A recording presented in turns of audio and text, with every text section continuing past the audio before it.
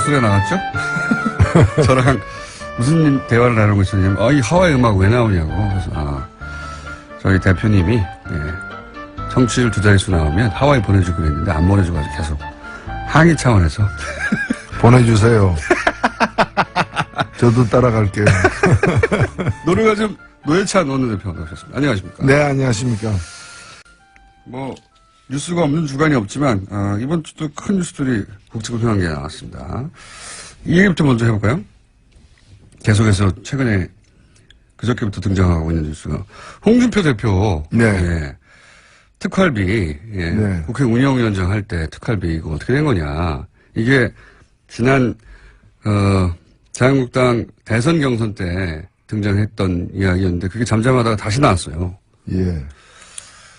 이제 국회의원을 해보신 분으로서 홍 대표의 해명들에 대해서 어떻게 보십니까? 예, 거짓말로 거짓말을 덮으려고 하다 보니까 거짓말이 더 커지는, 한번 잘못했는데 솔직하게 시인하고 넘어가야 되는데 그 거짓말을 해가지고 모면하려고 하는데 그게 들통나니까 더 큰 거짓말하고 그게 안 되니까 또 더 큰 거짓말을 하는 그런 상황인 것 같아요. 이게 좀 구체적으로 그러면 이게 왜 거짓말이냐? 이게 사실은 이 특수활동비 자체가 문제인데 이 특수활동비가 4천만 원 내지 한 5천만 원 사이로 여당에게는 나오고 야당도 제1야당도 한 3천만 원 이상 나옵니다. 매달 나오는데 이 돈이 어떻게 나오는지 아세요? 어떻게 나옵니까? 매달 지급되는 돈인데 계좌 4천만 원, 5천만 원 계좌이체 당연히 해야 되는 거잖아요. 네네. 그렇게 안 합니다. 현찰로 나옵니다. 현찰로. 예.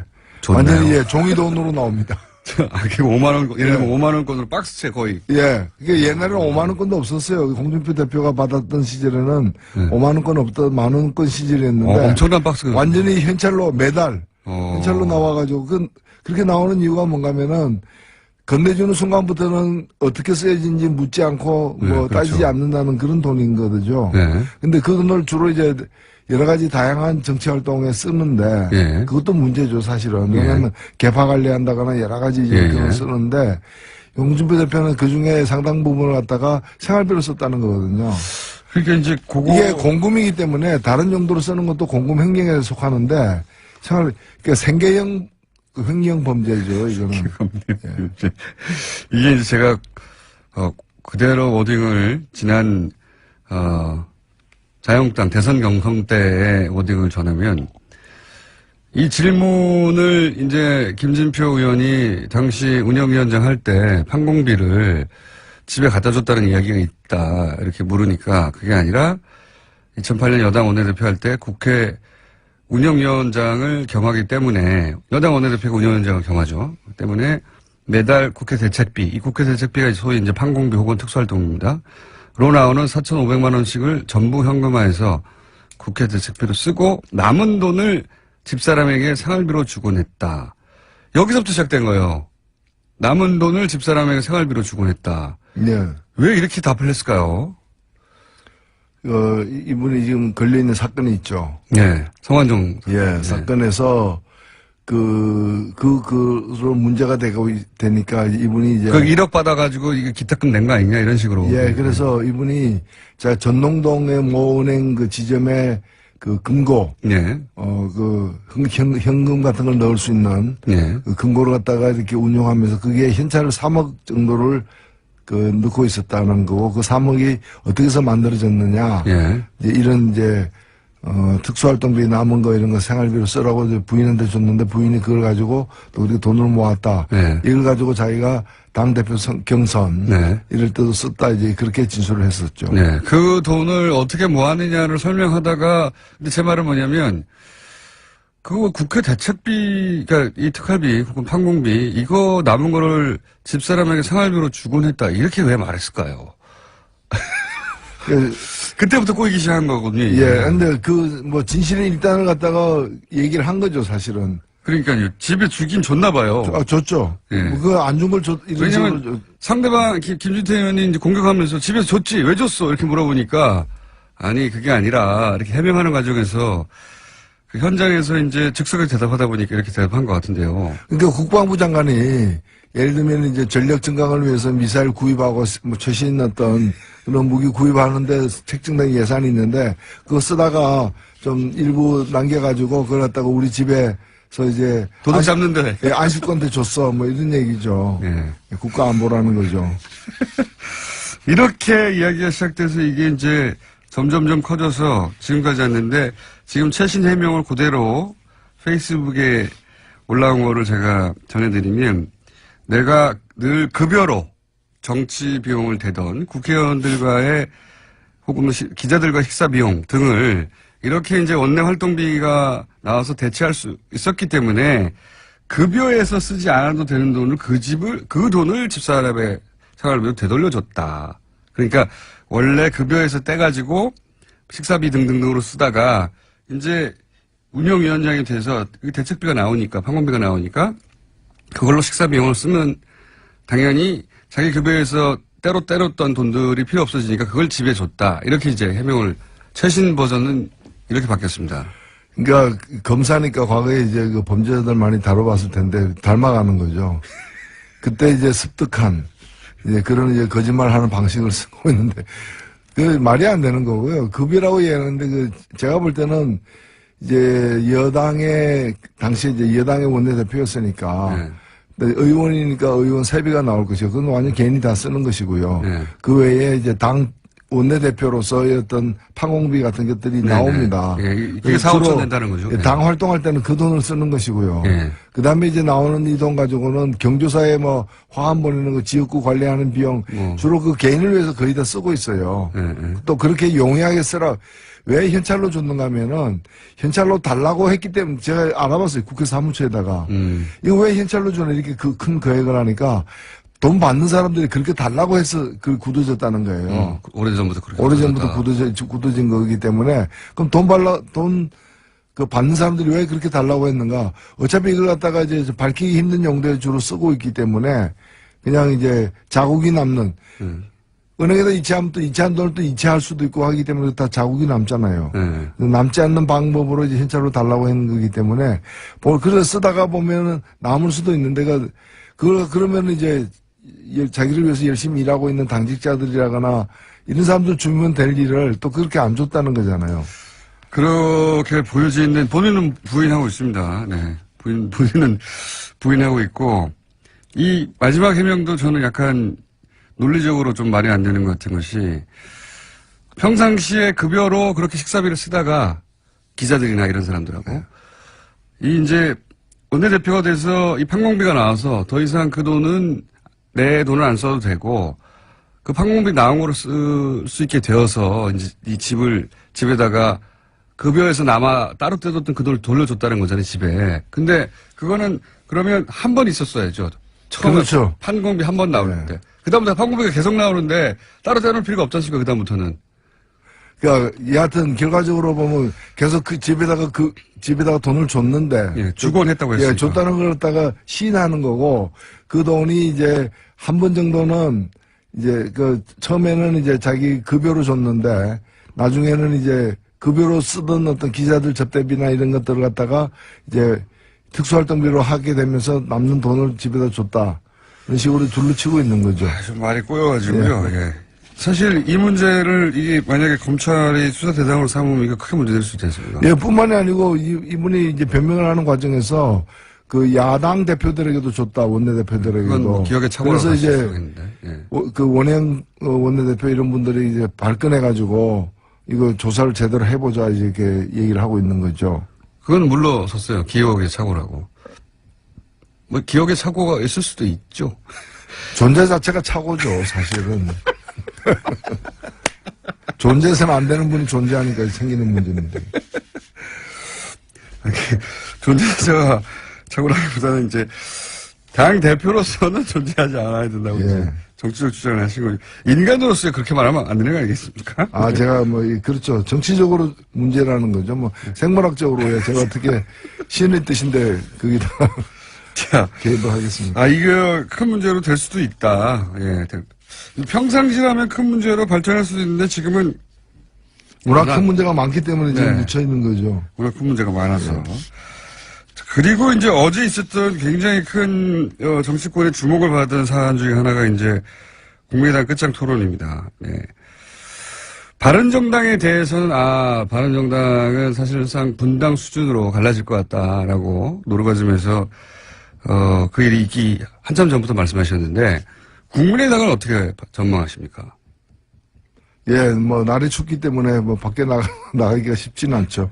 그렇죠. 예. 예. 게다가 민주당, 바른정당은 자유한국당에서 오라고 한 건데 지금은 민주당이 오라고 하는 상황은 아니거든요. 예. 국민의당에서 나간다고. 전혀 아니죠, 사실은. 나간다고 갈 데가 있겠느냐 하는 자신감도 안철수 대표에게 있는 것 같고요. 예. 그렇죠. 그렇습니다. 근데 네. 여기가. 못 나가겠거니. 사실 우리가 이제 이 국민의당이 어떻게 해서 만들어졌느냐. 지난 대선 때문에 만들어진 당이죠, 사실은. 대선 때 이제 당 내에서 경선 등의 여러 방법을 통해가지고 대선 후보가 되기 어렵고 또 그런 상황을 감수하기 싫은 분과 그 세력들이 이제 뛰쳐나와서 이제 다른 방식으로 대선에 도전해서 만든 당이기 때문에 사실 5월 9일 지난번 대통령 선거가 끝난 이후로는 이 당의 어떤 존재할 어떤 원동력이 상실된 거예요. 다른 동력을 찾아야 되는 거죠. 예, 근데 그 다른 동력이 이제 다시 한번 대선에 내가 도전하겠다는 건데 이제 이 당은 이제 지난번 대선 때 안철수 대표가 그 대선 후보가 되는데 동의하는 세력들이 일시적으로 모인 거였기 때문에 다음 대선은 그 합의상이 아니었던 것이죠. 그렇기 때문에 다음 대선 앞두고는 그 안철수 대표가 계속 대선 후보로 가는데 동의하는 사람과 그렇지 않은 사람으로 나뉠 수밖에 없기 때문에 크게 길게 보면 이 분열은 뭐 예정된 분열이라고 저는 보는 것이고 필연적이었다. 일종의 이제 그러면 언제 어떻게 헤어지느냐의 문제만 남았는데 이게 거의 뭐 처음에는 몰랐지만 나중에 알고 보니까 활성단층 지대에 이제 있는 거죠. 단층이 활성화되어 있다는 거는 판명이 됐는데 언제 어떤 식으로 이제 균열이 되고 쪼개지느냐만 남은 그런 상황이죠, 지금. 요약하면 국민의당 자체가 민주당에서 대선 후보가 문재인 당시 후보를 제치고 되게 어렵다고 판단한 세력들이 뭉쳐서 만들어진 정당이다. 이렇게 규정을 하신 거고. 근데 이번 대선까지는 그랬는데 다음 대선도 그럼 안철수냐 여기에 대해서 동의하느냐 아니냐라고 가지고 크게 난리를 수밖에 없다. 왜냐면은 다음 대선을 갖다가 자력으로만 될 수 없기 때문에 다른 세력하고 손을 잡으면서 이제 시도를 해야 되는데 누구하고 손 잡느냐에 따라서 호불호가 다 갈리는 거죠. 그에 대해서 서로 간에 합의된 바가 없고 또 그 일치된 어떤 한 방향으로 합의되기가 어려운 지금 상황이지 않습니까? 그렇기 때문에 계속 가는 거는 불가능하다고 저는 보여집니다. 시기의 문제다. 그런 거죠. 당장은 아니어도 시기의 문제다. 근데 안철수 대표가 어제 끝장 토론에서 했다는 말로 옮겨보자면 지방선거에서 2등을 통합을 하면 바른정당과 할 수 있고 그렇게 되면 자유한국당은 사그라들 것이고 그리고 문재인 정부의 실정도 있을 거였기 때문에 결국은 우리가 일당이 될 수 있다. 이 말은 결국은 바른정당과 합치고 그런 다음에 지방선거 이후에 자유한국당이 성과를 못 내면 그 당 안에서 이 당으로는 다음 대선이나 다음 총선이 어렵겠다고 생각하는 사람들이 떨어져 나올 것이고 그러면 그들과 또 합쳐가지고 일당 수준으로 커질 수 있다. 그러니까 바른정당과 합치고 그다음에 자유한국당 일부하고 합치는 이런 그림을 안철수 대표는 그리는 것 같아요. 예, 확실하게 그렇게 돼 있는 거죠. 그러니까 왼쪽으로는 이제 더 이상 이제 뭐 더민주당 지지 세력이라거나 그다음에 그 이외의 어떤 정의당도 마찬가지고요. 그쪽으로는 없다. 뭐 그런 거죠. 가능성이 없다고 보는 것이고 그 반대 방향으로 어떤 여지가 좀 있지 않느냐고 생각하는 것이고 지금 자유한국당의 다음 대선 주자가 없고 앞으로 생겨날 가능성도 적다.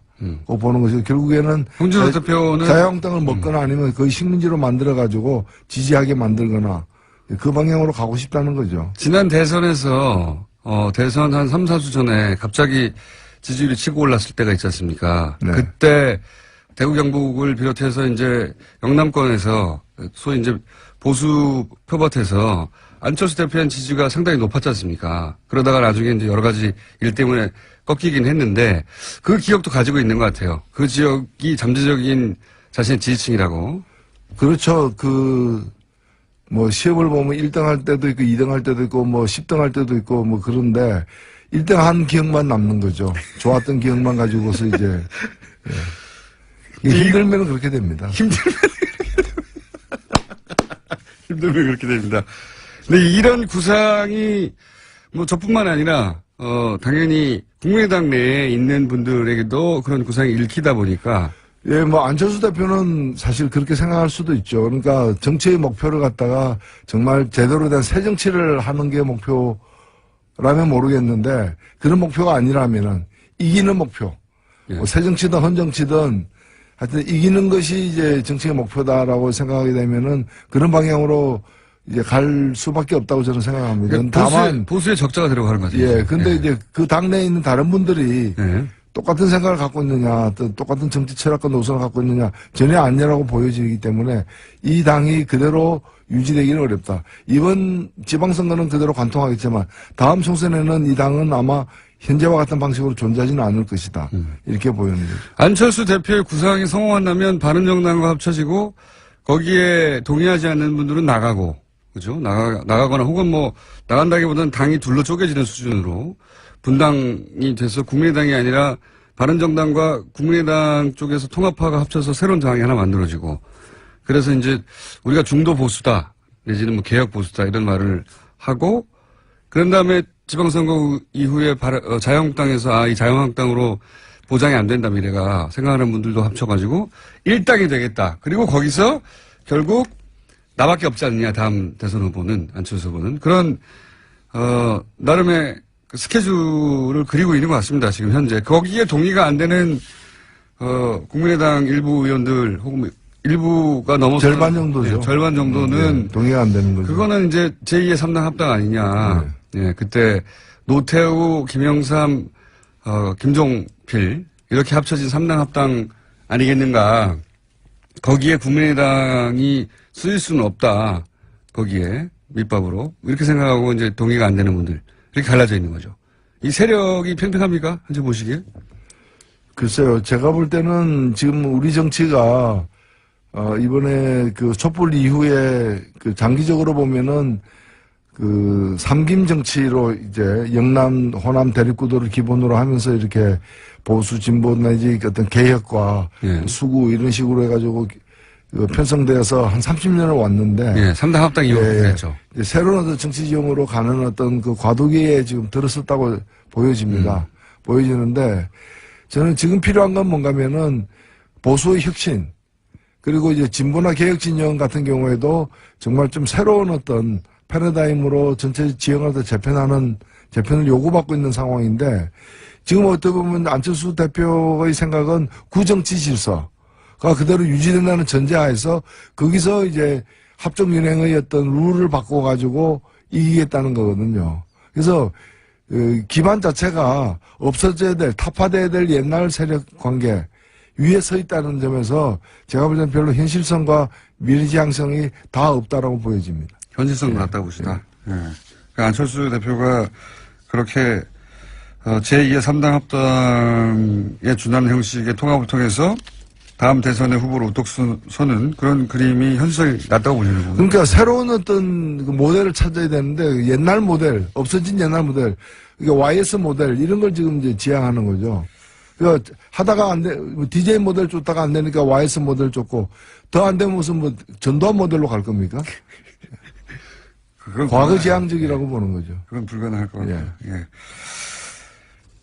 지금 지진 대책 관련해가지고 이제 정부가 여러 가지 대안을 내놓고 있는데 그 전에 유해 최고위원이 포항 지진에 관해서 이제 이게 하늘, 예, 하늘이 경고한 것이다. 이렇게 표현한 것에 대해서는 어떻게 보십니까? 예, 그 말은 이제 그 포항 지진을 향해서 한 말이라기보다는 다른 정치적 공방 속에서 그 포항 지진을 끄집어낸 문재인 정부가 얼마나 잘못했길래 이런 일까지 벌어졌냐 뭐 이렇게 연결한 건데요. 예. 저는 뭐 정치적 견해는 차이가 있을 수 있고 또 정당에 따르면 그런 뭐 공방을 하다 보면 거친 언사를 쓸 수는 있는데 우리 국민 누가 보더라도 이제 불행한 사태. 지금 포항 시민들이 겪고 있는 그 아픔이라거나 걱정이라거나 불안은 대단히 좀 우리가 동참해야 되는 그런 생각들 아니겠습니까? 근데 그 불행을 가지고 어떤 다른 어떤 정치적 공방의 소재로 삼는 것은 그야말로 천벌을 받을 일이죠. 포항 시민, 아니, 저도 그 포항 시민들 뭐 선거 모으는데 저도 뭐 동참하기도 했는데요. 포항 지진에 대한 어떤 우리가 이제 좀 격려하고 위로하는 차원에서 국민들 성금도 모으고 있는 그런 불행한 사태인데 그걸 가지고 이제 뭐 복권을 갖다가 복권 당첨되면은 그 돈 그쪽에 쓰라는 말까지 하는 걸 보면은 정말 포항 시민들 알기를 뭘로 아느냐라는 저는 참 걱정이 되는 겁니다. 자, 요 얘기는 예상했던 바고요. 의견이 예상했던 건데 몇 가지만 짚었는데 오늘 시간이 다 됐습니다. 자, 지금 정의당 1분 30초인데 예. 정의당 어떻게 돼가는지 간만에 좀 알려주십시오. 예, 저는 지금 정의당에 대한 걱정이 참 많은데요. 지금이야말로 좀 기회고 찬스인데. 예. 정의당이 한편으로 보면은 이 여론조사에서 다른 당보다 조금씩 앞서가지고 3등으로 나올 때도 꽤 있어요. 근데 여기에 좀 자족하고 있을 때가 아니다. 정의당이 지난번 대통령 선거 이후로 지지율이 너무 변동이 없다. 5% 수준을 뭔가 필요합니다. 예.